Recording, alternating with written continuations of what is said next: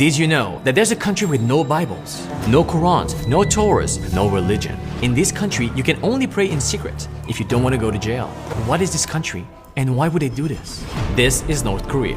Here people are not allowed to use the internet, to read the Bible, to take pictures in the street, or even to make an international phone call. They only have one radio station, one TV channel, and it's not Fox News.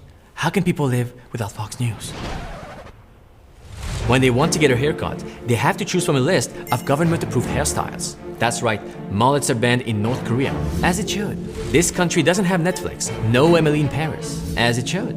No YouTube, no TikTok, no Facebook, and no Instagram selfies of you and your breakfast. North Korea has one god, and it's not Lionel Messi. It's a guy called Kim Jong-un, and the government doesn't like the idea that anybody would pray for somebody else. That's why reading religious books here is a big no-no. Unfortunately, it gets worse. Because people in North Korea are very poor. So poor, they can't afford cars, electricity, or just regular food. It's so bad that people are willing to risk everything to leave this country. North Koreans are on average 3 to 4 inches shorter than South Koreans because of the malnutrition. This severe malnutrition affects even our brain development.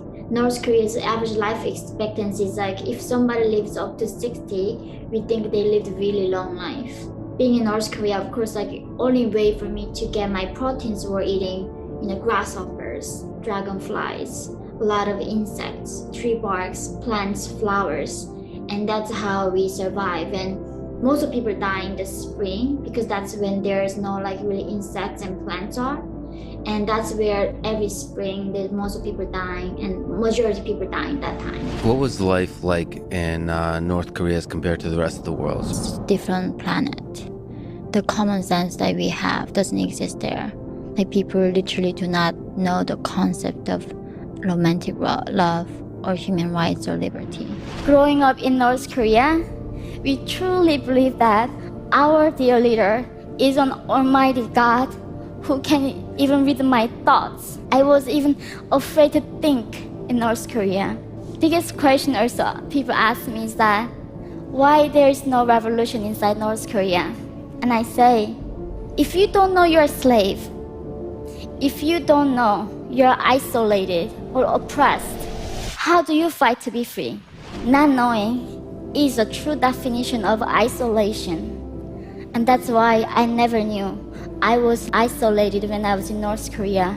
I literally thought I was in the center of the universe. For most North Koreans, it's very difficult to live in the country by crossing the border because there's military guards are watching, patrolling the border all the time. If you're watching this video, chances are you have access to the internet. You have food, shelter. You can choose to pray or not to pray for any god or religion you like. You have freedom, at least some of it. Don't take it for granted.